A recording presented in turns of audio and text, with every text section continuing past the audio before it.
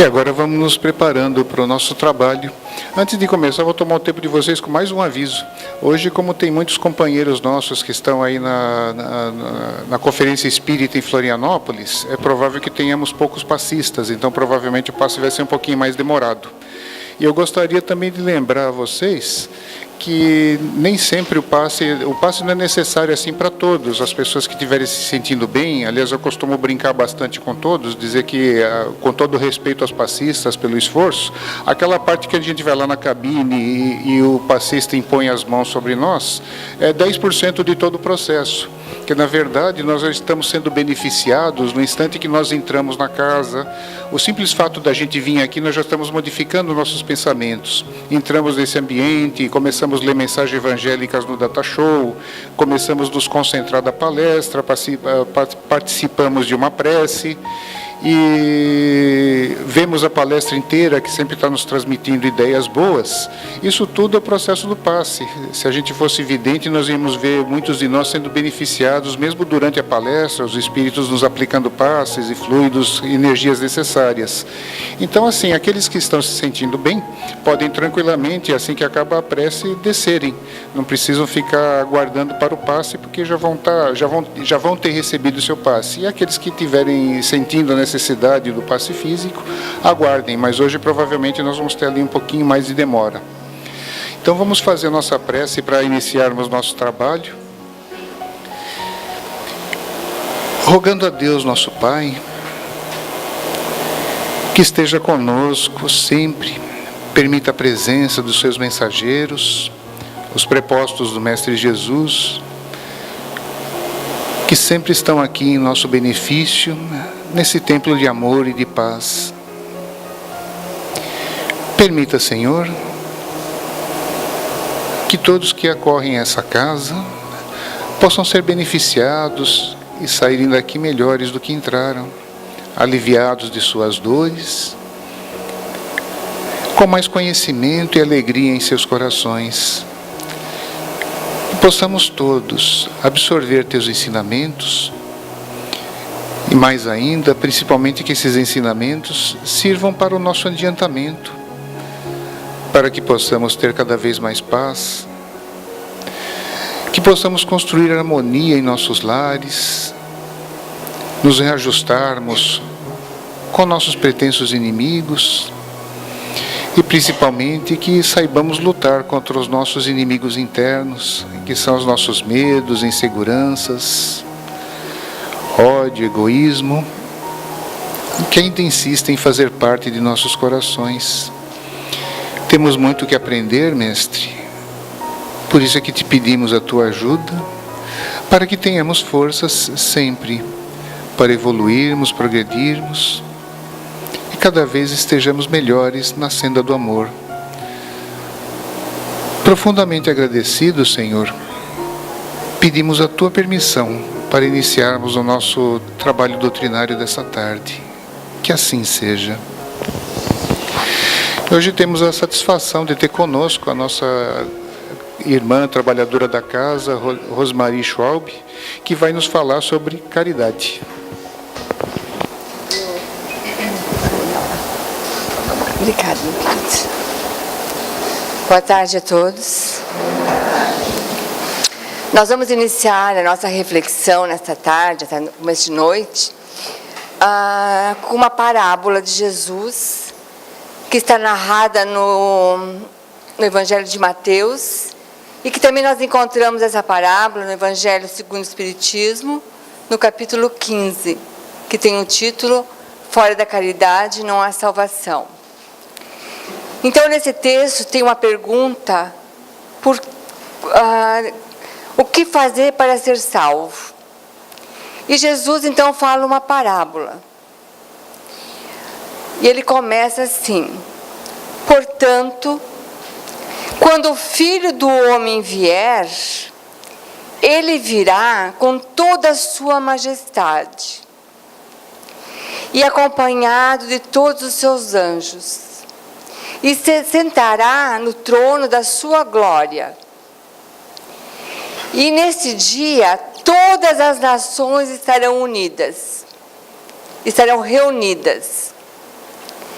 Então ele fará a separação de uns e de outros. Fará a separação de uns e de outros, como o pastor faz das suas ovelhas e dos seus cabritos. O rei colocará as ovelhas à sua direita e os cabritos à sua esquerda. Então ele olhará para aqueles que estiverem à sua direita e dirá: benditos sois vós, filhos do meu Pai. Vinde todos vós ao reino que vos foi preparado desde o princípio dos tempos. Porque quando eu tive fome, me destes de comer. Quando eu tive sede, me destes de beber. Quando eu estive andarilho, me recolhestes. Quando eu estive nu, me vestistes. Quando eu estive doente, fostes me visitar. Quando eu estive no cárcere, foste me ver. Então esses que estão à sua direita, lhe dirão: mas Senhor, quando foi que nós estivemos com fome? Quando foi que nós estivemos com sede, andarilho, nu, doente e na prisão? E o rei responderá: em verdade vos digo, sempre que o fizestes ao menor dos pequeninos, foi a mim que o fizestes. Então ele olhará para aqueles que estão à sua esquerda e dirá: malditos, separai-vos de mim, ide para o fogo do inferno, ide para o suplício eterno. Porque quando eu tive fome, não me destes de comer. Quando eu tive sede, não me destes de beber. Quando eu estive andarilho, não me recolhestes. Quando eu estive nu, não me vestistes. Quando eu estive doente na prisão, não fostes me visitar. E esses também dirão: mas Senhor, quando foi que nós estivemos com fome, com sede, andarilho, nu, doente ou preso? E o rei responderá: em verdade vos digo, que todas as vezes que deixastes de assistir os vossos irmãos, foi a mim que o fizestes. Eu declaro que todos vós vão para o inferno, para o fogo eterno, para o suplício eterno, onde haverá choro e ranger de dentes. Essa parábola de Jesus, essa fala de Jesus, ela é bastante forte. Nós vamos fazer uma pequena interpretação da parábola. Depois nós vamos falar sobre a caridade para consigo e a caridade para com os nossos relacionamentos. Então, nesse mesmo capítulo 15 ainda, Kardec vai fazer um comentário quando ele diz que no quadro em que Jesus fala sobre o julgamento final, nós precisamos retirar o que pertence à alegoria ou à linguagem figurada. Porque Jesus falava a homens que não tinham, que eram incapazes de compreenderem as questões puramente espirituais. Então ele precisava usar imagens materiais, imagens fortes, que chocassem, que impressionassem, para se fazer aceitar, as ideias, para se fazer compreender. E também ele não podia fugir das ideias daquela época, porque na época se acreditava em inferno, em suplício eterno, em sofrimento eterno. E vejamos que aqui Jesus nos dá uma ideia predominante, a de que ele nos oferece a felicidade para os bons e a infelicidade para os maus. E em nenhum momento Jesus fala ou se refere a práticas exteriores. Ele não pergunta sobre títulos, sobre propriedades, a posição social. Não, ele simplesmente se refere à prática da caridade. E se pronuncia dizendo: vós que fostes justos para com os vossos irmãos, passai à minha direita. Vós que fostes duros para com vossos irmãos, passai à minha esquerda. Então ele coloca a caridade como a única condição para a nossa salvação. Não é uma das condições, é a única condição que ele coloca. Então essa parábola, ela vem nos falar de uma época que vai marcar o planeta Terra. Uma época em que aqueles espíritos rebeldes às leis divinas já não mais permanecerão aqui na Terra. Somente os espíritos evangelizados. Quando ele fala do reino que está pronto desde o princípio, está falando de uma época em que o Evangelho será conhecido por todos os povos da terra, que ninguém mais vai poder alegar ignorância em relação às leis divinas. Então se iniciarão os trabalhos de purificação da terra, com vistas a passar a terra para um planeta de uma categoria mais superior. As ovelhas simbolizam os espíritos já evangelizados, aqueles que conseguiram se libertar do egoísmo, do orgulho, dos vícios, das más tendências, que já praticam só o bem, que vivem o bem.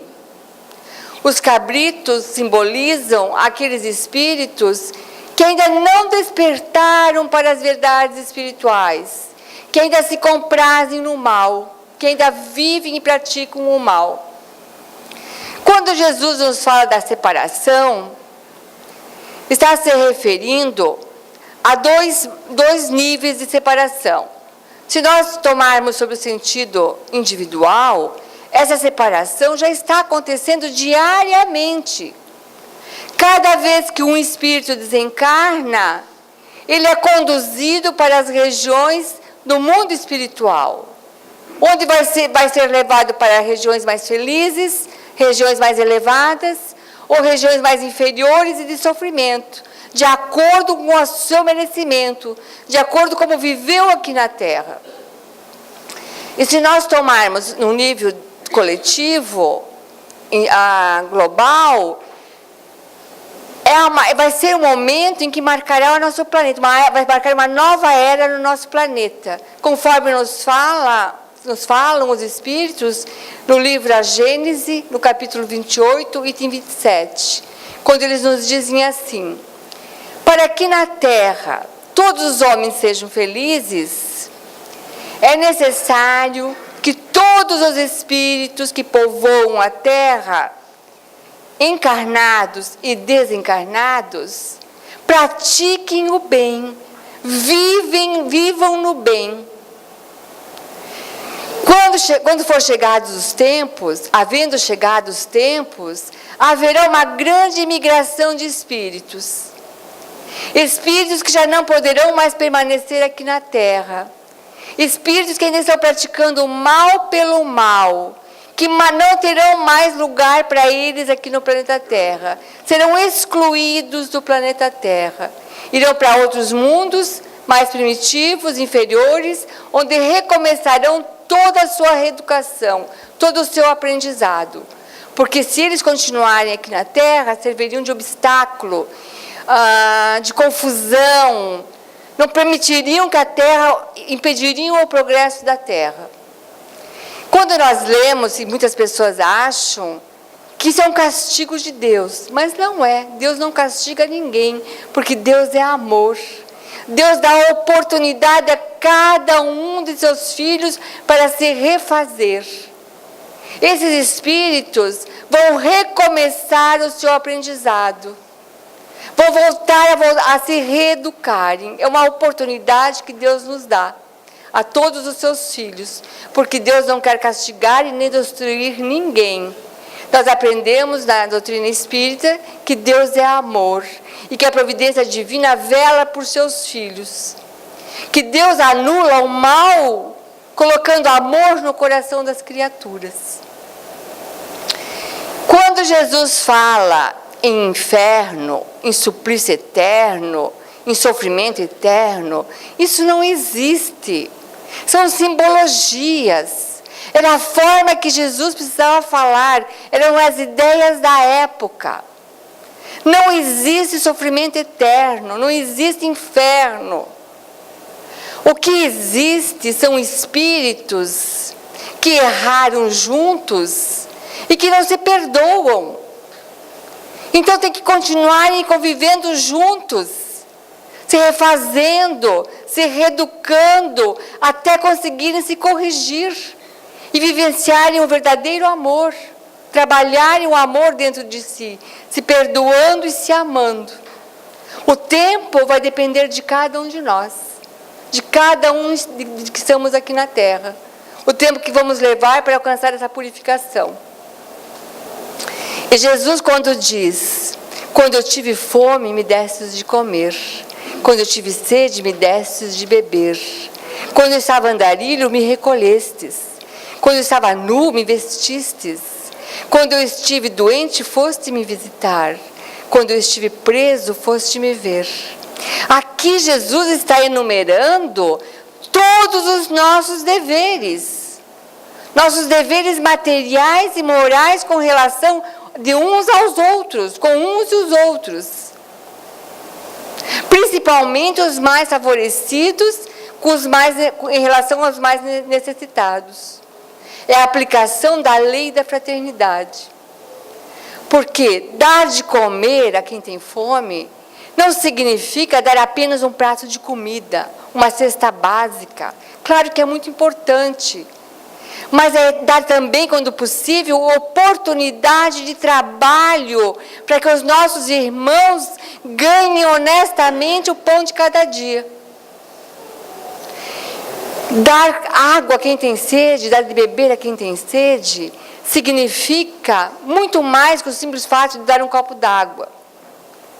Significa instruir quem está ainda na ignorância com relação às leis divinas. Iluminar uma alma sedenta sequiosa do saber. Quando eu estava andarilho, me recolhestes.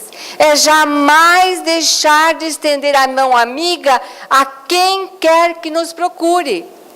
Não ter preferências, não escolher pessoas para ajudar. Ajudar a todos aqueles que nos procuram, que nos pedem ajuda. Jamais negar um olhar, um sorriso, um abraço, um aperto de mão, um pouco do nosso tempo, algo que o outro precisa. Estive nu e me vestistes. Significa compadecer-se dos nossos irmãos.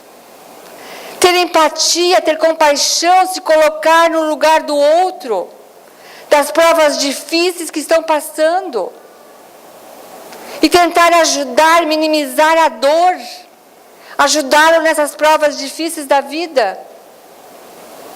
Quando estive doente, fostes me visitar.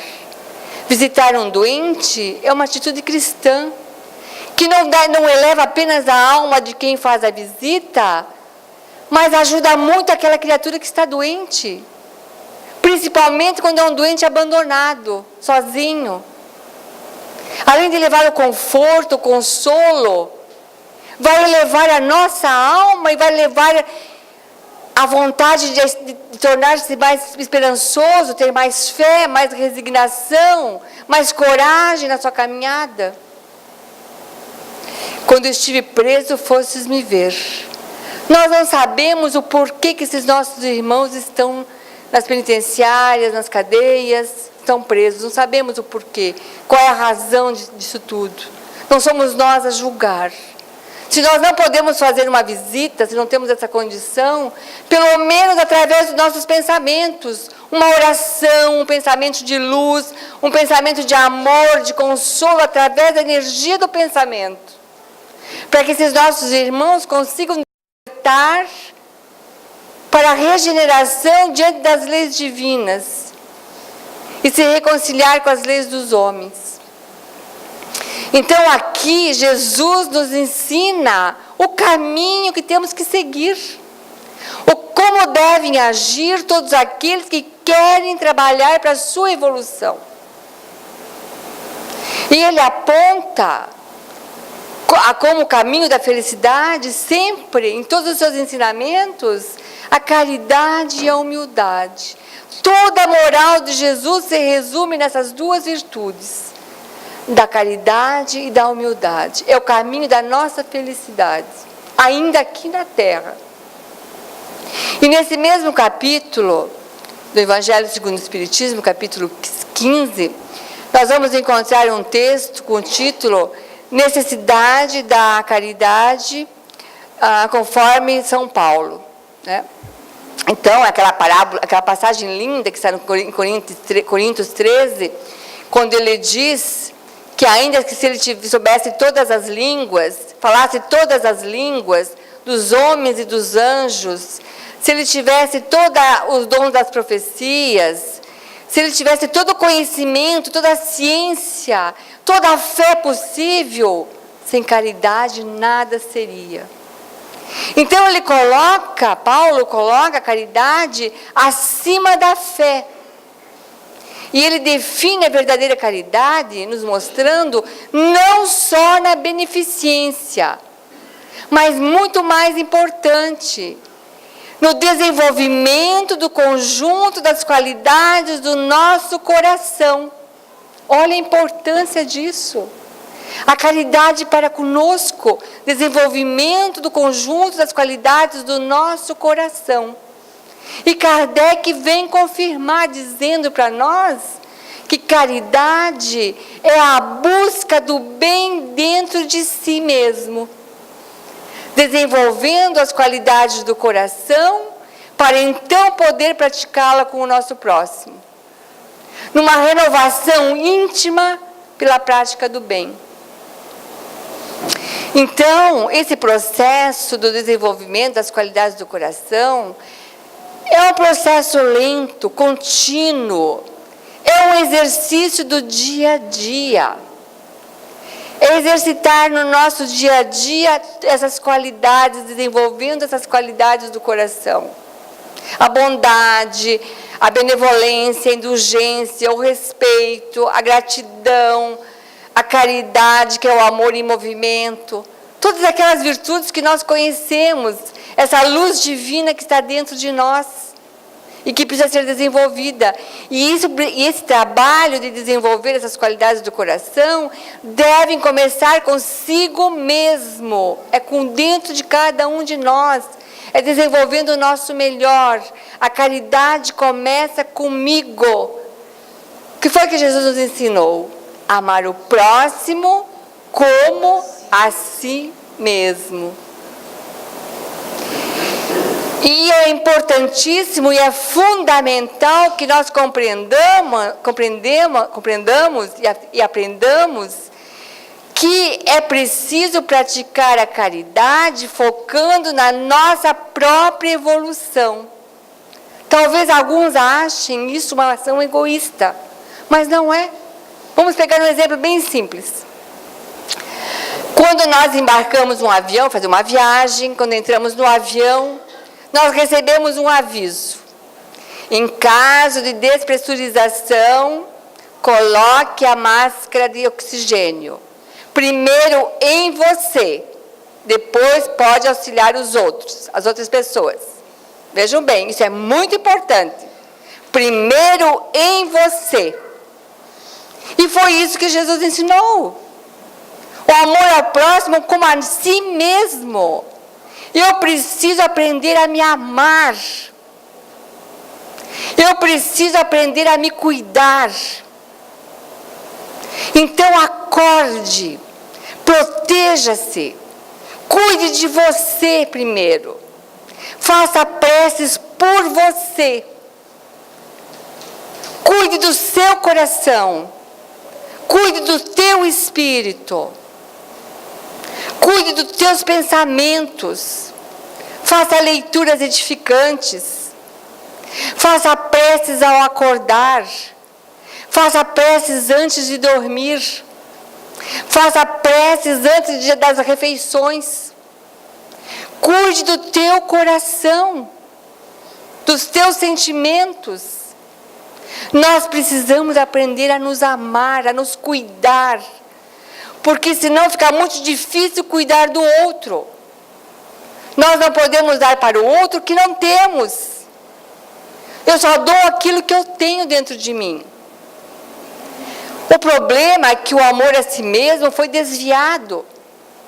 Muitas pessoas pensam que amar a si mesmo é se dar coisas materiais, É pegar o cartão de crédito, ir para o shopping e torrar o cartão de crédito. Se encher de presentes. É fazer aquela viagem. O amor a si mesmo é cuidar do nosso coração. É cuidar dos nossos sentimentos. É cuidar do nosso espírito.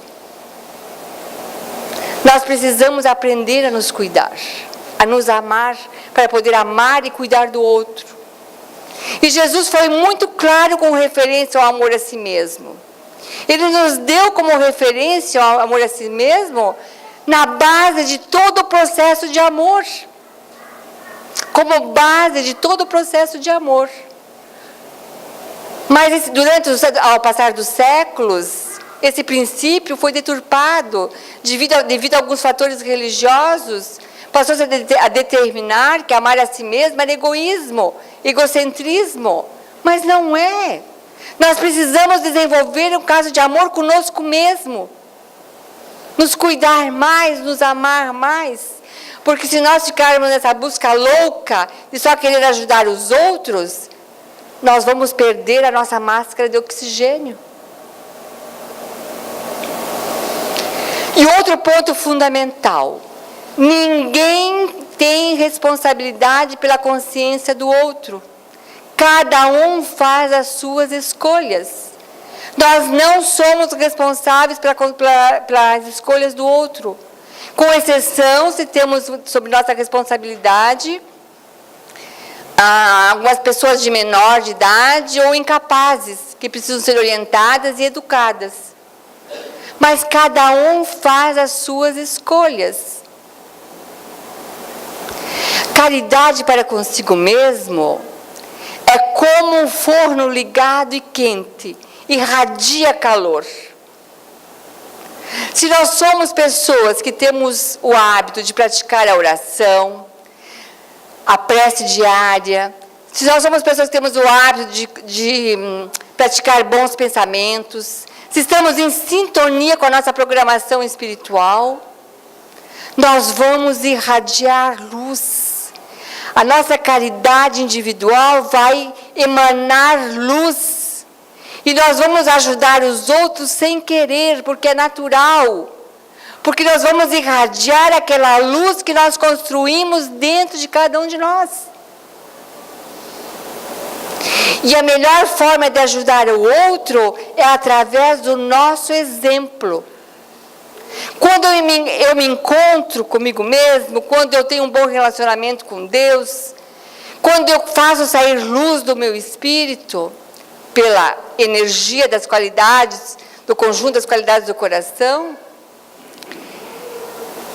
o meu exemplo contagia os outros. Então nós temos que começar a nos cuidar e nos conhecer, a perceber quem realmente nós somos, o que nós sentimos, como nós sentimos, por que aquela tristeza está chegando devagarinho, sem saber porquê, sem saber de onde vem, aquela amargura. Pare nesse momento, faça preces para você, faça leituras edificantes. Da mesma forma como nós nos higienizamos o nosso corpo físico, vamos higienizar o nosso espírito. Na hora do banho, faça uma prece e imagine que aquela água está lavando o teu espírito, tirando todas aquelas energias negativas, aqueles pensamentos ruins, todo aquele mal-estar, aquela tristeza, tudo aquilo que você tem de ruim, está indo tudo para o ralo abaixo. Mas procure se amar, se cuidar. E lembremos com a maior caridade através do nosso exemplo de vida. No entanto, muitas vezes, quando nós falamos em caridade, logo vem à nossa mente a ideia de que nós precisamos transferir algo que temos para aquele que não tem, o que tem mais necessidade. Mas muitas vezes a verdadeira caridade não é transferível.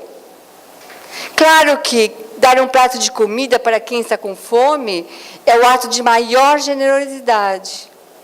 Dar água a quem está enfraquecido pela sede é a melhor coisa que nós podemos fazer. Quem tem frio precisa de agasalho. Mas e aquelas pessoas que muitas vezes estão do nosso lado, Seja na família, no grupo de trabalho, no grupo social, na casa espírita. Aquelas pessoas que não precisam dessas coisas materiais, que não precisam dessas coisas palpáveis, que estão profundamente carentes de um outro tipo de patrimônio. Quem sabe o nosso abraço, nosso sorriso, nosso aperto de mão, nosso olhar, nosso cumprimento.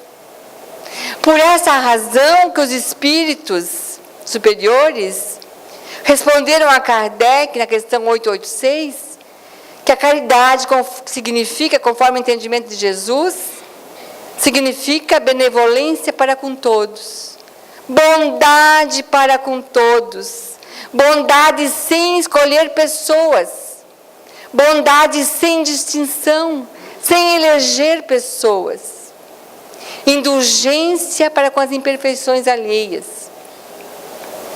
É não ver focar tanto o defeito do outro. Infelizmente, nós focamos muito os defeitos dos outros. Enumeramos, criticamos. E o perdão das ofensas. Portanto, os espíritos, os benfeitores espirituais, circunscreveram a caridade ao âmbito dos nossos relacionamentos. Porque nós podemos exercitar essa caridade em todas as nossas relações humanas. E aqui então se abre um caminho novo para nós, para a nossa reflexão. Um outro campo para refletirmos. Porque é nos nossos relacionamentos que nós adoecemos. É nas nossas relações que nós experimentamos a carência. É nas relações humanas que nós experimentamos a depressão. E também nas relações humanas, nos nossos relacionamentos, que nós experimentamos a mágoa. Então vejam que os Espíritos nos ensinam que a prática da caridade, primeiro para consigo, depois para com o outro, é o caminho para a saúde e a integridade do nosso espírito. Mas também é um elemento para preservar as nossas relações, os nossos relacionamentos. Num livro chamado Agenda Cristã, André Luiz, o espírito André Luiz escreve, através de Chico Xavier, quando ele fala a respeito de relacionamentos, de família, ele diz assim, ele nos aconselha que todos nós deveríamos receber e tratar os nossos familiares como se eles fossem visitas. Por que ele nos diz isso? Porque nós sempre guardamos o nosso melhor para aquelas pessoas que nós temos pouca intimidade. E quando a intimidade vai crescendo, vai aumentando a intimidade, nós vamos fechando as comportas da nossa bondade. Nós vamos guardando os nossos sentimentos, vamos fechando os nossos corações. Você já se perguntou por que a gente faz isso? Por orgulho, talvez? Por não querer dar o braço a torcer, dizer eu te amo, eu preciso de você, você é importante na minha vida, como é bom estar com você nessa família. Sorrir mais, abraçar mais, dialogar mais. Nós vamos deixando de lado o nosso melhor, vamos escondendo o nosso melhor com relação aos nossos familiares. E nos damos o nosso melhor para aquelas pessoas que a gente nem conhece. Então, quando chegar a esse ponto, o nosso sorriso passa a ser um presente para os estranhos. A nossa gentileza, uma dádiva para quem nós encontramos lá de vez em quando. A nossa amabilidade, a nossa educação, só para aqueles que nós encontramos na rua. E aquelas criaturas, aquelas pessoas, aqueles seres humanos que estão junto conosco, no nosso dia a dia, no nosso cotidiano, na nossa jornada, que constroem conosco essa jornada na Terra, nós fechamos o coração. Nós guardamos os sentimentos, guardamos a nossa bondade, escondemos a nossa bondade. Na verdade, nós nos traímos uns aos outros. Porque nós deixamos de oferecer o nosso melhor Deixamos de oferecer as maiores dádivas que Deus nos concedeu. O nosso sorriso, a nossa alegria, a nossa compreensão, o nosso abraço, o nosso cumprimento, a nossa gentileza, o nosso amor.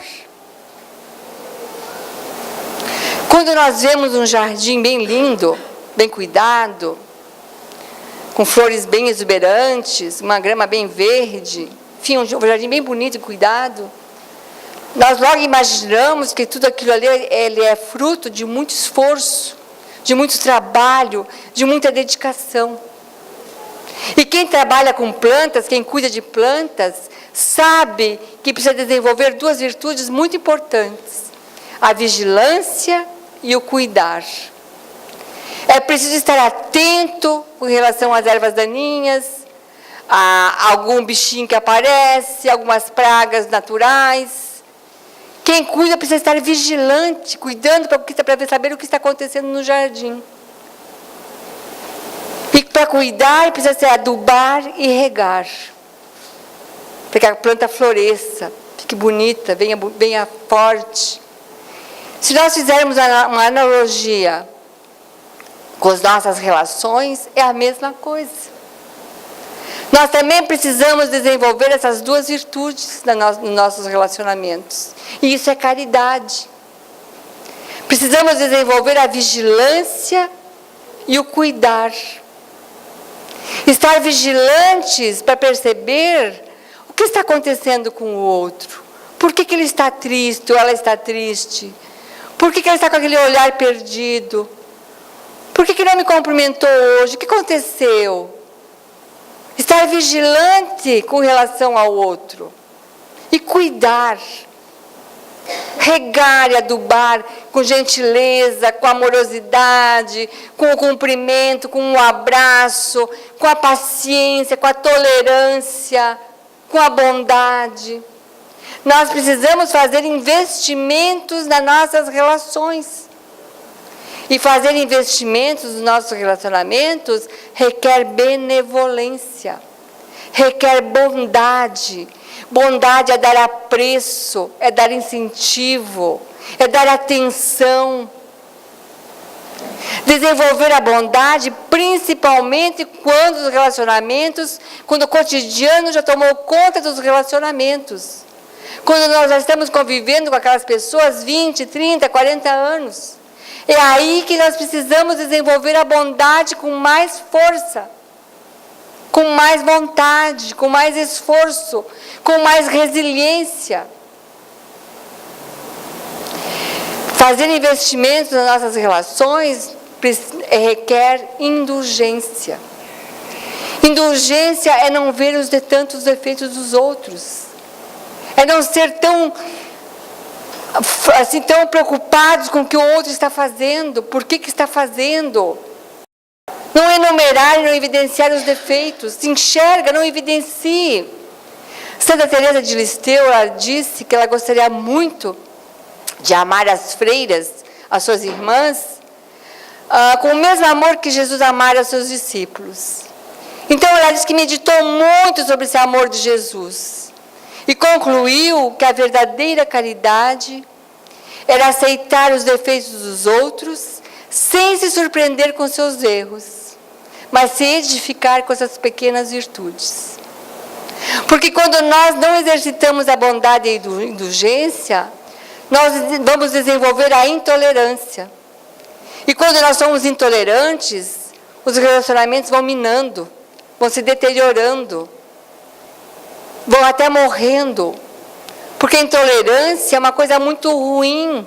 Nós, às vezes, ficamos tão intolerantes com relação aos outros, que nós ficamos preocupados de como o outro aperta a pasta dental, por exemplo. Onde ele deixou a toalha de banho, o chinelo, o prato que não guardou, coisas pecuinhas, coisas tão pequenas do nosso dia a dia, que minam a nossa relação. Precisamos investir na bondade e na indulgência para com as nossas relações. E por fim, com o perdão das ofensas. Fazer investimentos nas nossas relações requer perdão. O perdão não é esquecer o que o outro nos fez, mas é transcender aquilo que foi feito. Modificar, transformar. Nós precisamos aprender a perdoar, porque nós também precisamos do perdão. Nós precisamos perdoar, porque nós precisamos aprender a amar, experimentar o amor. Tem um caso bem contado para os amigos de Chico Xavier, que vem bem ilustrar o fato do perdão. Os amigos de Chico Xavier contam que lá no início das suas atividades mediúnicas, ainda lá em Pedro Leopoldo, quando ele iniciou, ele era funcionário público e trabalhava à noite no centro espírita. Então ele ia até a madrugada. E ele gostava muito de animais. E ele tinha um cachorrinho. E esse cachorrinho um dia adoeceu. Então ele voltava muito tarde do centro espírita, e ainda ia cuidar daquele cachorro. Ia dar banho, dar comida, ia passar remédio, dar remédio, colocar ele para dormir. E ele morava com a sua irmã. E a sua irmã começou a se incomodar com aquilo, achando que o Chico estava trabalhando demais, e ainda chegava em casa e ainda tinha que cuidar daquele cachorro. Estava dando muito trabalho. Então ela resolveu diminuir o trabalho do Chico e acabar com o sofrimento do cachorro. E matou o cachorro do Chico. Quando ele ficou sabendo, ele ficou muito triste, muito magoado. E aquela mágoa durou um tempo. Ele ficou muito magoado com a irmã. Passou-se um tempo, nada de eles fazerem as pazes. Um dia o Emmanuel, o mentor espiritual de Chico Xavier, se aproximou dele. E lhe disse: Chico, esse atrito que você teve com a tua irmã não está mais no âmbito familiar só não, Chico. Já está atingindo a parte mediúnica. Os mentores espirituais estão com dificuldade de se aproximar de você, está prejudicando os trabalhos mediúnicos, os trabalhos de psicografia. Nós estamos tendo dificuldade em nos aproximar de você. Claro que ele se assustou e perguntou: mas então o que eu faço? Você vai fazer o seguinte, disse Manuel. Você vai descobrir o que a tua irmã gostaria de ganhar, o que ela mais deseja na vida, e você vai dar esse presente para ela. Claro que o Chico não gostou. Mas como? Ela me magoou, matou o meu cachorro, e ainda eu tenho que dar um presente para ela? Chico, não sou eu que estou falando, é a receita de Jesus. Bom, se é de Jesus, eu vou fazer. Descobriu que a irmã queria ganhar uma máquina de costura. E ele ganhava muito pouco, era funcionário público, ganhava pouquíssimo. Ele comprou a máquina de costura em muitas e muitas prestações. No dia que ele deu essa máquina para sua irmã, a alegria dela foi tamanha que uma luz enorme, grandiosa, saiu do coração dela e dissipou toda aquela nuvem de mágoa que estava ao redor do Chico. Então vejam, perdoar é se libertar do ressentimento, é se libertar da mágoa. Porque quando nós nos ressentimos e nos magoamos, é como alguém disse que é como tomar veneno e achar que é o outro que está morrendo. A nós que prejudica. Precisamos transcender, modificar o fato e aprender a perdoar. E há 1001 maneiras de Jesus bater a nossa porta. Ele foi sempre amigo de todos os sofredores e faz deles o seu representante aqui na terra. Por isso que ele disse: sempre que fizeres qualquer coisa a um dos pequeninos, ao menor dos pequeninos, é a mim que está fazendo. Então vamos vivenciar os presentes evangélicos de Jesus para mostrar a Ele que valeu a pena Ele sacrificar a sua vida por nós. Que valeu a pena Ele estar aqui conosco um tempo. E para nós terminarmos, nós vamos narrar um fato, falar um conto de Humberto de Campos, que ele narra num livro chamado Instâncias de Vida, que ele narra os últimos momentos da crucificação de Jesus. Para nós vermos até o último momento Jesus exercitou a caridade. Ele conta que nos últimos instantes, Jesus sentiu como se o mundo espiritual se aproximasse daquele lugar. Uma legião de anjos tomou conta daquele lugar, aproximou-se da cruz. Um agrupamento enorme de anjos cantavam músicas celestes. Outro grupo de anjos, os anjos da cura, traziam substâncias, colocavam no corpo de Jesus, minimizando suas dores. Outro grupo de anjos consolava Maria, João Evangelista e os discípulos. E outro grupo de anjos, os anjos da justiça, anotavam o nome de todas as pessoas que participaram daquele fenômeno para o resgate futuro. E lá longe vinha um anjo, célere, rápido, aproximou-se de Jesus e, percebendo que Jesus queria lhe dizer algo, aproximou-se um pouco mais. Jesus balbuciou alguma coisa e ele saiu veloz. Humberto de Campos nos diz que era o anjo da caridade e que Jesus lhe pedia que fosse ajudar Judas, que acabara de se matar. Logo em seguida, Jesus olha para o alto e diz: Pai, perdoe, porque eles não sabem o que fazem. Sem esse presente do Cristo, Ele não estaria presente aqui conosco nesse momento. Por mais difícil, pratiquemos a caridade para conosco e para com nossos irmãos. E Emmanuel nos diz: não desanimes, persiste mais um tanto, segue adiante, não cultives o pessimismo, trabalha constantemente. Não permitas que o gelo do descontentamento entorpeça teu coração. Recorda-te, vitória espiritual é tarefa para o dia a dia. Não há realização sem esforço. Silêncio para as injúrias, perdão para as ofensas. Recorda-te, os agressores são irmãos doentes. Não permitas que irmãos desequilibrados destruam o teu trabalho ou apaguem a tua esperança. Não te voltes contra ninguém. Não dramatizes problemas e nem provocações. Não conte vantagens e nem fracassos. Estuda para aprender. Conserva o hábito da oração, que te fará luz na tua vida íntima. Resguarda-te em Deus. Persevera o trabalho que Ele te confiou. Ama sempre e faze pelo outro o melhor que puderes. Age auxiliando e segue sem apego, que assim vencerás. Que Jesus nos abençoe e nos proteja nessa noite. Que assim seja. Nossos agradecimentos a Rosemarie, muito obrigado pela palestra também colocada, falando de um tema tão importante quanto a caridade. E que fique sempre em nossos corações, que façamos a nossa parte. Aqueles que não conseguem fazer são nossos irmãos doentes, como ela mesma narrou, que vão ter que... Mas nós estaremos curados em frente a essa coisa tão importante nas nossas vidas.